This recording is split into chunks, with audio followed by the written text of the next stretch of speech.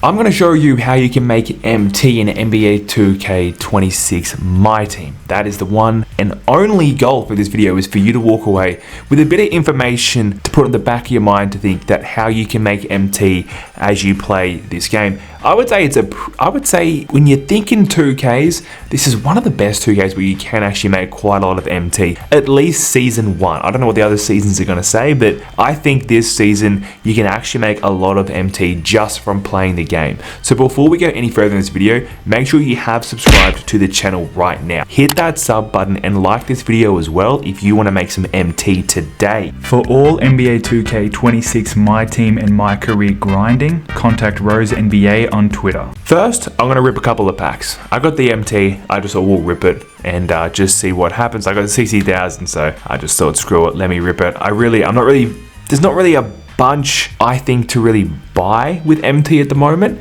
There are definitely some cards out there obviously, but this isn't like a no money spend account or anything like that, so I'm just going to open up a couple of packs, and as you can see, there's no reason to open up packs. We're going to open up 3 total. You should be able to open up 3 total packs and think that you can get something decent, and I got a diamond pull. Alright, hopefully we get a Pistol Pete right here. Can I get a pistol?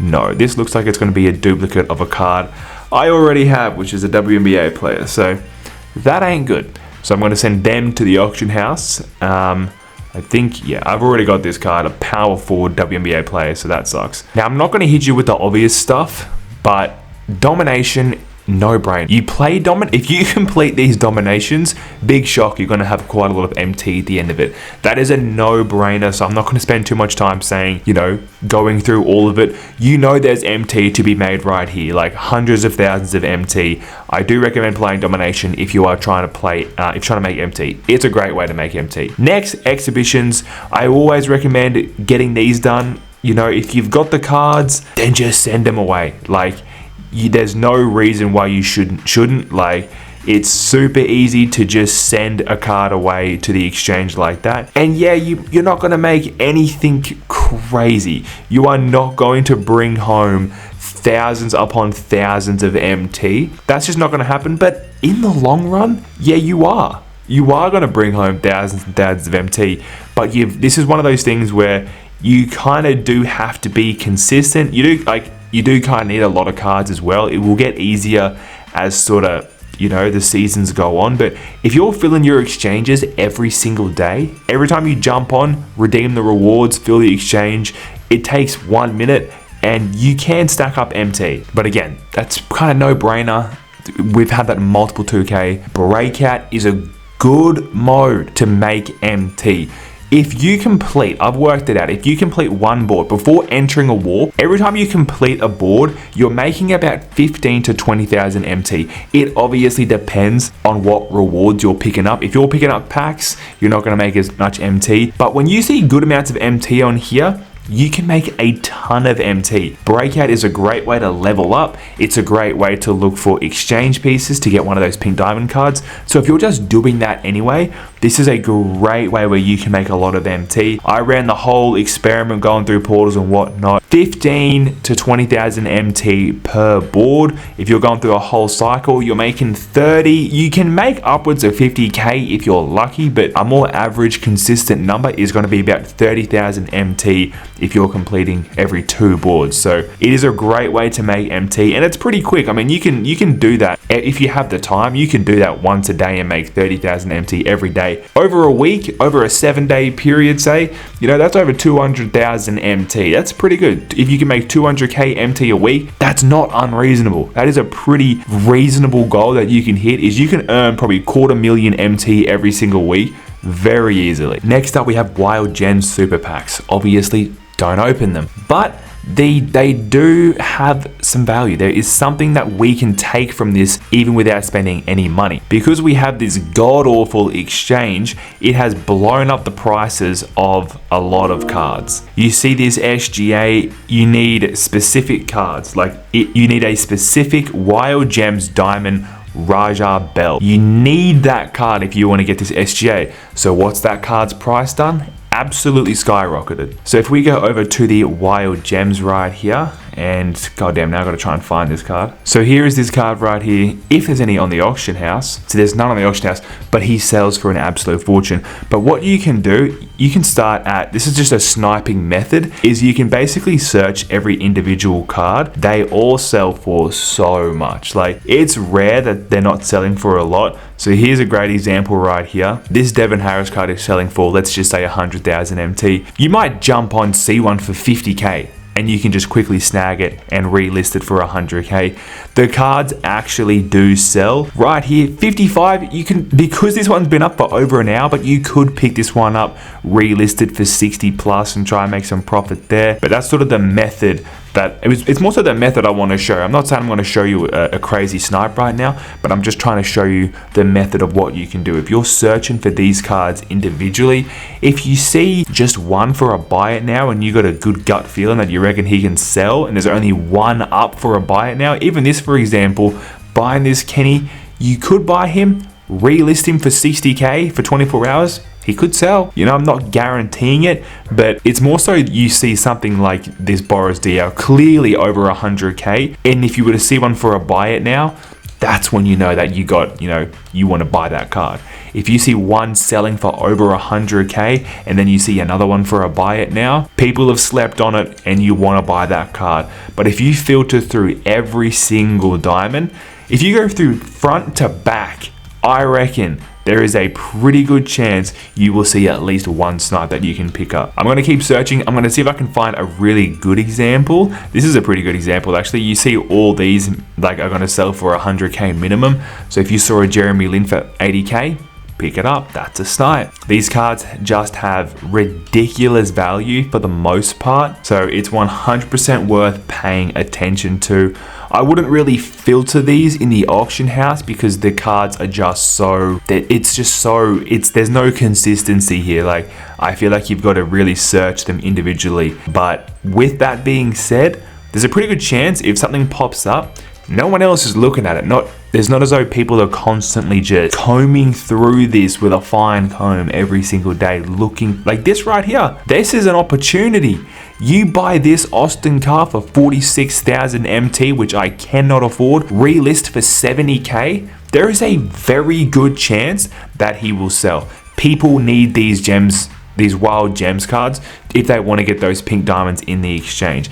That is a perfect example of what you can do. But still, this is just the diamond, you know, like there is all of these amethysts as well that are still very expensive. You probably find them they're a little bit cheaper, but it's the exact same method as I was just showing you with the diamonds, but on a much smaller scale basically. So you can do the exact same method, filter through these and look for that one that stands out, that's selling for cheaper than the rest, where you can buy it and just flip it. It's just easy flipping. But then we have the gold cards, and now I've got 44 gold cards. You may have more than me, you may have less than me. Regardless, these are not something you need to take lightly. They sell for 425 MT, but if you find in the auction house, that is an 8,000 MT card. Like, if you are not locking in the exchange, which I recommend you definitely do not do that, I 100% recommend send them to the auctions and just sell them, because they sell for just stupid amounts of MT. I've added a few of these gold cards to my auctions and I'm going to go ahead and see how much they're selling for.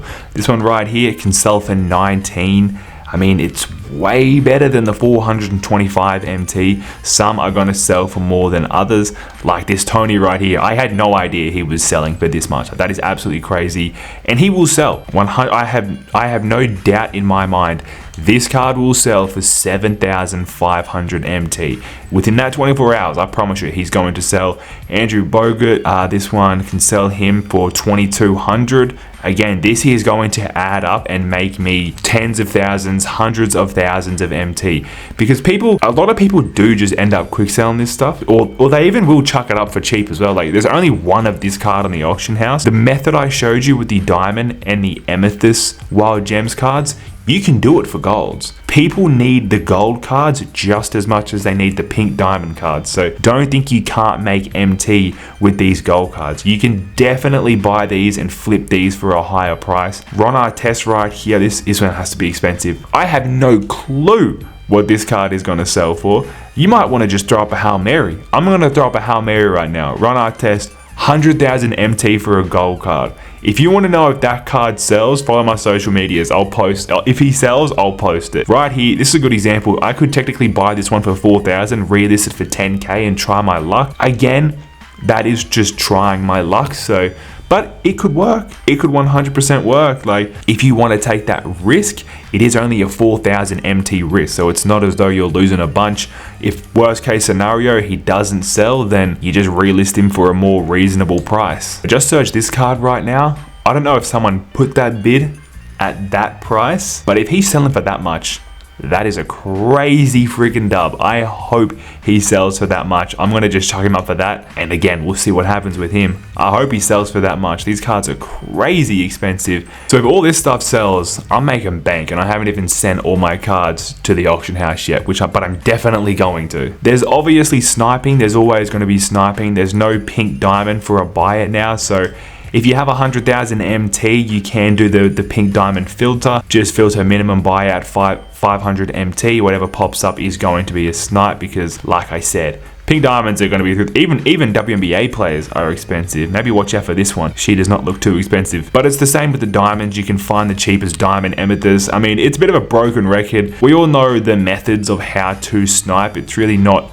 I don't feel like it's something you need to constantly keep telling people. So we got this card right here selling for 27,000. That's the cheapest. You can drop the diamond filter down to like 20,000 MT. And anything that pops up is a snipe 100%. But again, it's old news. We know how to snipe. You know, this isn't our first 2K with an auction house, but you can do that method with diamond, pink diamond, amethyst, ruby, sapphire, whatever your budget is. There is a filter that you can afford. Another classic type methods is you can sell badges, quick sell badges if you want. You know, you might have those stacking up in your collection. There is like shoe cards, which unfortunately 2K have lowered the value of shoe cards. These were a diamond shoe was 300 MT last 2K, so they cut that down by 66%. Is crazy. A gold shoe was 225 last 2K, now it's 75 MT. That is a unbelievably big difference because people were quick selling their shoes and making good amount of MT, where they really took that away, which does suck. Something else you could do is sell coaches. Sometimes you don't know what has value. JJ Redick, I'm not using him as a coach, and he sells for 10,000 MT. I'd rather the 10k. We got this card, 5,000 MT. I ain't using him, so I may as well sell him. Steve Kerr, 2.5k, I'll take it. The fact that it's season 1, you never know. Sometimes things sell for way more than you thought. Prime example, I have a card right here that apparently sells for 90,000 MT. I'm doing that. I'm doing that for sure. I mean, people might want to use these coaches, but if you have a coach or a coach system that you like using, I would just sell the ones you don't need. I hate how the auction house does that though. How it resets you at the start. Like, I've got cards over here I'm trying to sell, but JJ Redick, there's another 10,000 MT. Easy MT. But depending on every person's individual account, you may have 10,000 MT waiting for you to make right now on your account. You may have 100,000 MT. An account like mine, I think I've got at least 1 million MT that I can make if I go through everything and sell everything. I think I've got 1 million MT. It just takes that time and that effort to go through, find out what everything is selling for, quick selling things you may not need, so on and so forth. Like, it takes effort because 2K, they crack down on it. They don't want you to make MT, but I do want you to make MT. So make sure you subscribe to the channel right now. I hope you got some tips out of this. Leave a like on the video before you leave the video, and I'll catch you in the next upload.